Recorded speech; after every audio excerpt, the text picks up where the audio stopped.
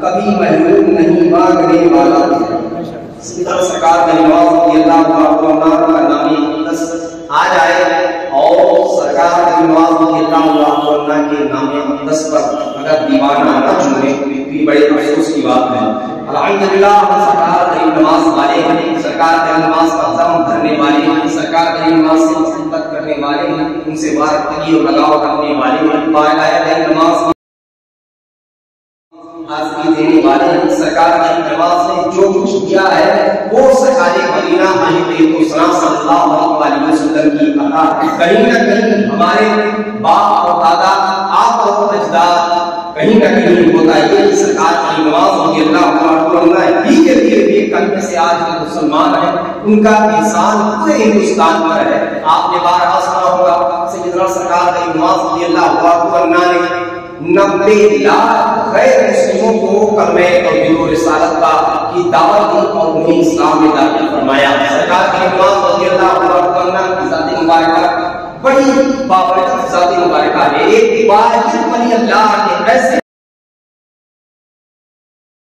ہندوستان میں جنہیں عطائے رسول کہا گیا ہے۔ پوری دنیا میں آپ لے لیجیے، ویسے تو بہت سرکار کی عطا تو سب پر ہے، لیکن سرکار کی نواز رضی اللہ عنہ پر جو عطا ہے وہ بہت خاص ہے۔ اللہ تبارک و تعالیٰ نے انہیں وہ مقام عطا فرمایا ہے۔ آج سے تقریباً 900 سال پہلے سرکار کی نواز رضی اللہ عنہ کی ولادت باسعادت سیستان میں ہوئی تھی۔ جو خراسان میں پڑتا ہے وہی ایک جگہ سنجر پڑتا ہے، سنجر میں آپ کی پیدائش ہوئی اور آپ باقاعدہ ولی ہیں، آپ پیٹ ہی میں آپ کو اللہ تبارک و تعالیٰ نے اس مقام تک پہنچا دیا تھا، اس مقام جلیلہ پر پہنچا دیا تھا۔ اس دنیا میں تشریف لانے کے بعد آپ ہم بیان کرتے ہیں کہ میرا دل دنیا میں نہ رکھتا تھا، مجھے کچھ کرنے کی تمنا تھی، مجھے کچھ کرنے کا ارادہ تھا، اور جب بھی سوچتا تو بہت سارے حالات اور معاملات سامنے آ جاتے۔ کہیں نہ کہیں میں گھر کی بندشوں میں، تعلیم کے معاملات میں، یہاں تک کہ سرکار کی نواز رضی اللہ عنہ بذات خود فرماتے ہیں کہ جب میں تھک گیا دنیا کی الجھنوں سے، جب میں نے تعلیم نصاب مکمل کر لیا، درس نظامی مکمل کر لیا اور میں حافظ قرآن ہو گیا، اللہ تبارک و تعالیٰ کا مقدس کلام اپنے دل کے اندر معجزت کر دیا، اس کے بعد بھی اس کی فیض و برکات قرآن مقدس کے اثرات ہم پر مرتب ہونے لگے۔ ہماری زندگی ایک الگ قسم کی طرف جا رہی تھی۔ سرکار کے نواز کو بیان کرتے ہیں کہ میں اپنے آپ پر نہ رہتا، سرکار کے نواز کو بیان کرتے ہیں کہ میں ایک دن بیٹھا ہوا تھا کہ میں کیا دیکھ رہا ہوں کہ آسمان سے سفید لباس اتر رہا ہے۔ میں سوچ میں پڑ گیا کہ لباس کس کے لیے ہوگا، یہ لباس کس کے لیے آ رہا ہوگا۔ یہاں کی کہتے ہیں تیری نواز کی میں اتنا قریب ہو گیا اس لباس کی قریب تھا کہ وہ لباس پہن لیتا۔ سرکار کی نواز رضی اللہ عنہ کو پیار فرماتے ہیں کہ یہاں تک کہ وہ لباس مجھے دکھایا گیا، پھر میری نظروں سے اجھل ہو گیا، پھر مجھے اس لباس کی یاد آنے لگی، پھر مجھے اس لباس کی یاد آنے لگی اور بار بار وہ لباس میں یاد کرتا۔ ایک دن بیٹھا ہوا تھا، ہمارے حصے میں جو باغ آئی تھی، پنچکی آئی تھی، اسے لے کر میں اپنے باغ کی سچائی کر رہا تھا، انگوروں کا درخت تھا، اسی کی دیکھ ریکھ کر رہا تھا۔ میں کیا دیکھ رہا ہوں کہ ایک بزرگ ہمارے قریب تشریف لائے، انہوں نے مبارکباد کی، اے معین الدین مبارک ہو، تمہیں ہندوستان کی بادشاہت ملنے والی۔ ابھی سرکار کی نواز رضی اللہ عنہ کو یہ معلوم نہیں ہے کہ ہمیں کس طرف جانا ہے۔ عالم تصوف میں وہ بزرگ تشریف لائے اور فرمایا کہ اے معین الدین مبارک ہو، تمہیں ہندوستان کی بادشاہت عطا ہونے والی۔ اب اس کے بعد فرماتے ہیں کہ نواز کی میری آنکھیں چیرا رہ گئی، بزرگ چلے گئے۔ کچھ دن گزرا، میں یہ سب کام کرتے رہا، یہ اس گاؤں میں بھی میرا دل نہیں لگتا، طبیعت بدل لگتا۔ ایک دن کا معاملہ ہوا کہ ایک بزرگ تشریف لائے، انہوں نے کہا بیٹا قریب آ جاؤ، تمہارا نام معین الدین ہے، کہا میرا نام معین الدین، تمہارے باپ کا نام فلاں ہے سید غیاث الدین، ہاں جی میرے باپ کا نام سید غیاث الدین ہے، تمہارے دادا کا نام یہ ہے، میرے دادا کا نام ہے، تمہارے پردادا کا نام یہ، ہاں میرے پردادا کا نام ہے، تمہارے نانا کا نام حضرت سیدنا زین العابدین ہے، کہا ہمارے نانا کا نام سیدنا زین العابدین ہے۔ इसी तरीके से उन्होंने हस्ब नसब पूछा और पूछते आपने फरमाया क्या मोइनुद्दीन मुझे कुछ खिला सकते हो? आपने फरमाया बेशक हुजूर ये बात जो बाग में जो अंगूर लगे हैं वो सब आप पी के जितना खाना चाहे जो फरमाया मैं लाके दे देता हूँ। सैयदना सरकार ने अंगूर का एक गोशा तोड़ा और तोड़ने के बाद मिला के बारगाह में पेश किया। उन्होंने कुछ खाया और उसको चबाने के बाद वो सरकार गरीब नवाज के ज़हन मुक़द्दस में रख दिया। सरकार गरीब नवाज फरमाते हैं कि मैं अपने बाप से अंगूर अक्सर खाया करता, लेकिन उस दिन का जो अंगूर जो लज्जत मुझे हासिल हुई कभी ना हासिल हुई। ये फरमाते हैं कि उस अंगूर के थोड़े से दाने का खाने का आलम क्या हुआ कि सातों तबक हमारे लिए रोशन हो गए। फरमाते हैं सातों तबक हमारे लिए रोशन हो गए। मैं हर चीज देख सकता था, समंदर में कितनी मछलियां हैं गरीब नवाज फरमाते हैं मैं देख सकता था, आसमानों में क्या चल रहा है मैं देख सकता था, लोहे महफूज पर क्या चल रहा है वो मैं देख सकता था। सरकार गरीब नवाज फरमाते हैं कि जब ये बुजुर्ग हमारे साथ पेश आए उसके बाद फिर दुनिया के लज्जतों में हमें कोई इंटरेस्ट नहीं रहा, दुनिया में कोई लज्जत हमें महसूस न होने लगी। तो मैं क्या किया, मैं अपनी पंचक्की और अपना जो बाग था मैं बेच दिया। क्या किया?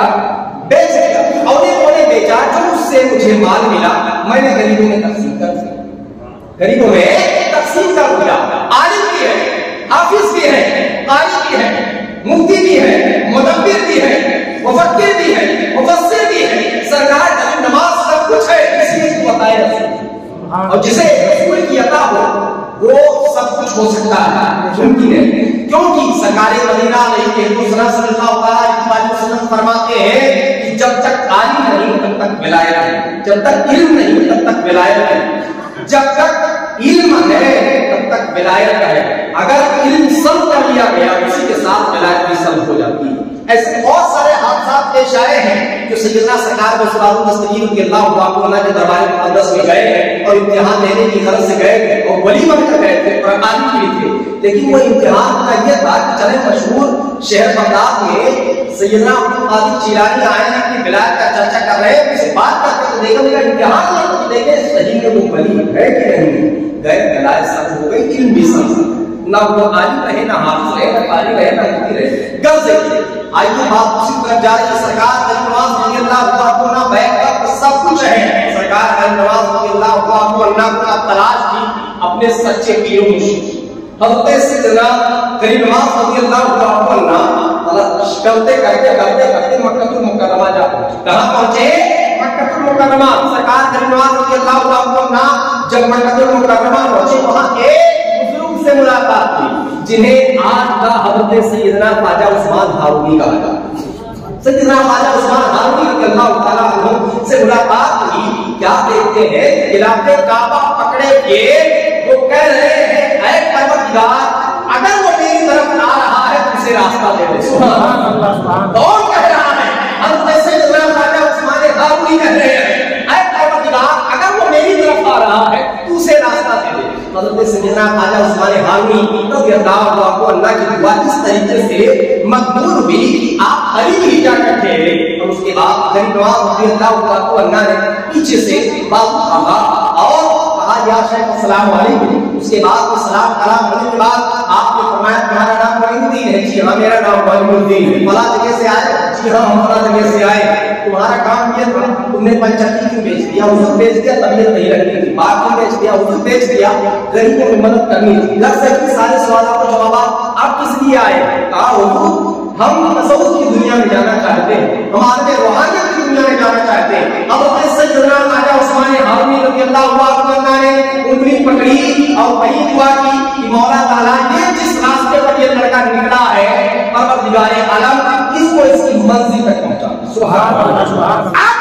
जब दुआ करने वाला ख्वाजा उस्मान हारूनी हो और साथ हज़रत सैयदना ख्वाजा मोइनुद्दीन चिश्ती की हो, जिसका बाप भी वली है, जिसका दादा भी वली है, जिसकी मां भी वली है, जिसका भाई भी वली है, तो बात सोचे सैयदना सरकार गरीब नवाज रज़ियल्लाहु अन्हु का आलम क्या हो। उसके बाद हज़रत सैयदना सरकार गरीब नवाज रज़ियल्लाहु अन्हु को वहां से लेते हैं और उसके बाद अब अपने मस्कन की तरफ जाते हैं।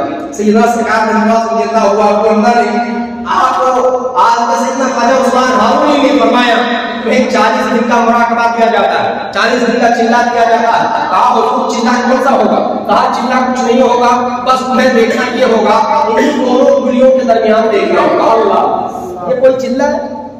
बताओ, ये है रूहानियत की दुनिया। यहाँ तक क्या बता दिया जाए कोई पता नहीं। हज़रत सैयदना ख्वाजा उस्मान फारूक ने फरमाया बस इन्हीं दोनों आंखों के दरमियान देखना है। 40 दिन तक देखते रहे, देखते रहे, देखते रहे, देखते रहे। 1 दिन, 2 दिन, 3 दिन, 30 दिन, 35 दिन, 40 दिन गुजर गए। आया सैयदना सरकार